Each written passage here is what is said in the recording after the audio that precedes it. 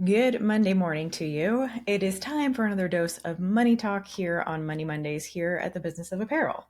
And this week we're going to talk about something that is relevant for so many people, but of course it applies to you too. If you own an apparel business, if you're a CEO of an apparel brand, owning any company, or even just kind of being a human in the world right now, especially when it comes to financial stability and it comes to financial health, needs to understand a little bit about how to get a good credit score. And so I want to take a little bit of time today to talk about credit. I'm going to kind of start with a little bit of a story here.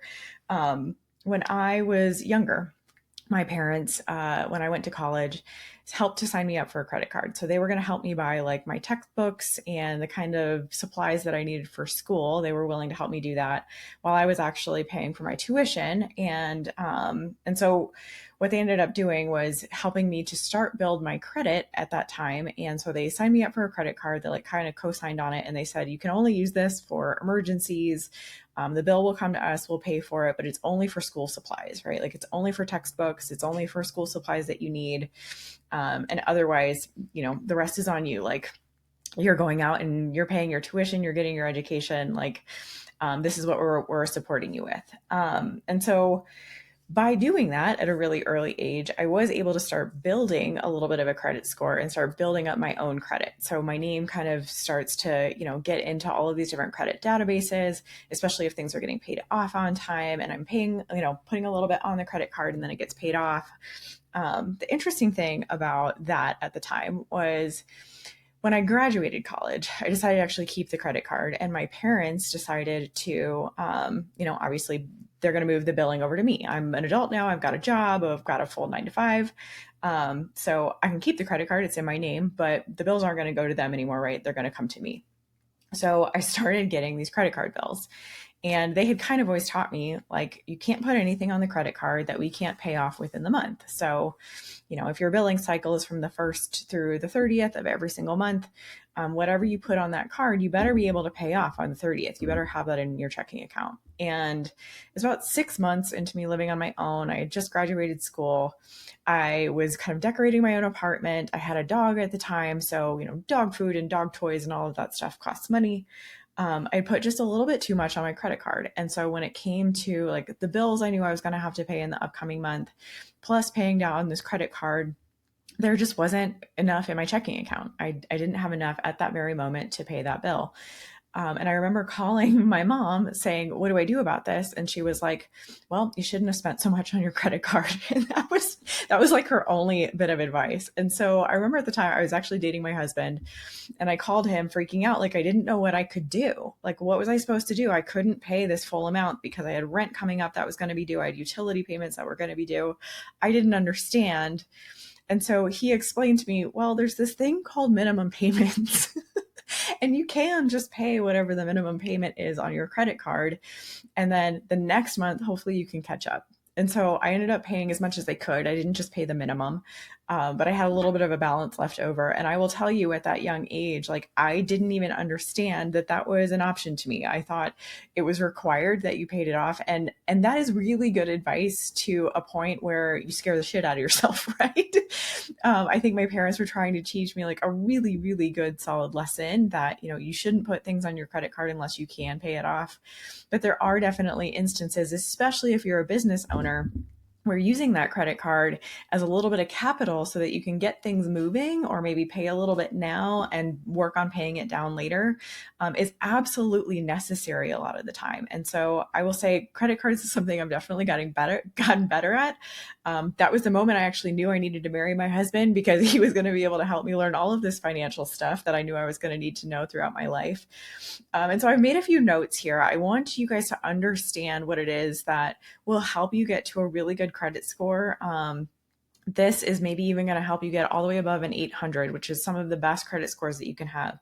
And why is a credit score important? So if you are trying to buy anything large, if you're trying to buy a home, if you're trying to buy a car, if you're getting a business loan, if there's anything like that, and you need to apply for that, your credit score is going to become a factor in what kind of a loan you can get, what kind of an interest rate you can get, what kind of payments you're going to be able to then, be making. And if you have a lower credit score, you might actually find that your payments are going to be a little bit higher because your interest rate is going to be a little bit higher. And so working toward a very good credit score is something that is very, very advantageous to anybody and everybody, especially in your personal life. But I want to talk about it because it is important to business owners too. So a few things here, factors that go into your credit score. Number one, I've got some notes here. So if I'm looking away and you're watching here on YouTube, that's why. Number one is your payment history. Have you been making your payments on time every time? Have you been making those minimum payments or more? Late payments can significantly lower your credit score. And so even if you're just paying, like, let's say your minimum payment every month is just $25, as long as you're even just paying that, that is going to be a big part of what goes into your credit score. Your amounts owed. So how much do you owe? How much debt do you have? Like, what's on your credit card? Do you have a mortgage? Do you have a car payment? How much debt is on your credit account? And so that will go toward your credit score. Your length of credit history. So again, my parents helping me sign up for a credit card when I was very, very young, helping me start paying that off. Like, that was really, really smart financial work on their part, because that helped me to start my credit history very early. And so my length of credit history now is very long. I've had a credit card for a really long time. I've been building my credit. Something else that they did for me when I went to buy my first car, they actually helped me co-sign so that I could have the loan in my name, but I would get a better loan because they helped to co-sign me to buying the first car. I owe all the payments. I owe the down payment. They didn't help me financially, but their credit score actually lended a good interest rate to me. And so that was something that they helped me do very early too. The credit mix. So do you have a different series of credit types? Like, do you have a car loan? Do you have a mortgage payment? Do you have multiple credit cards? Those are the types of things that can help you boost your credit score as well. And then something that is actually going against your credit score is if you are constantly looking for new credit, if you're constantly applying for new credit cards, if you're constantly applying for new car loans or trying to make your mortgage payment less, so you're actually refinancing all of the time. The more and more that you pull from your credit history and have to apply for credit, the lower your credit score is going to go. So you kind of want to keep that steady. Some steps to take if you're looking to boost your credit score. Number one, like we said, pay your bills on time.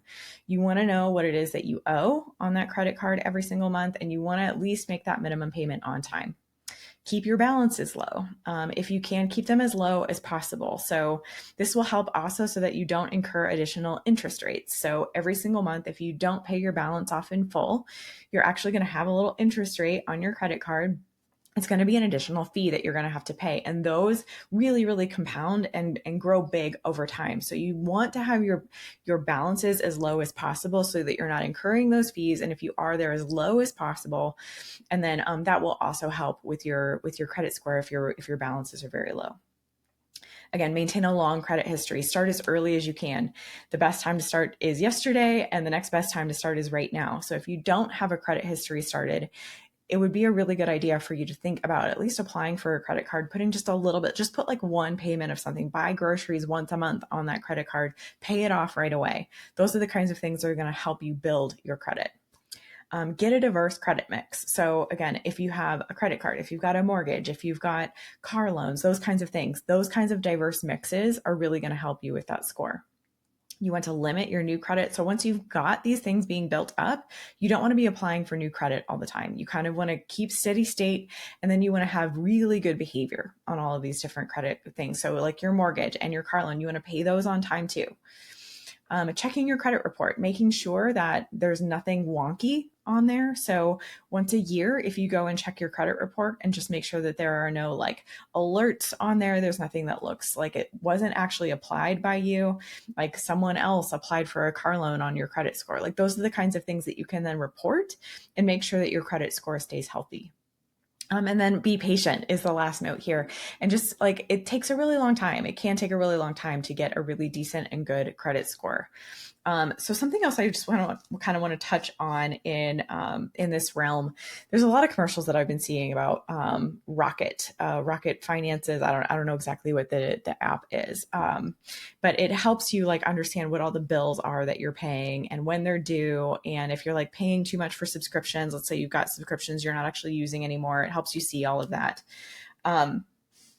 If you are not looking at your credit card statement or your checking account statement or your business bills or your invoicing or your finances or your profit and loss statements every single month, I really, really challenge you right now to make that a monthly habit for your life.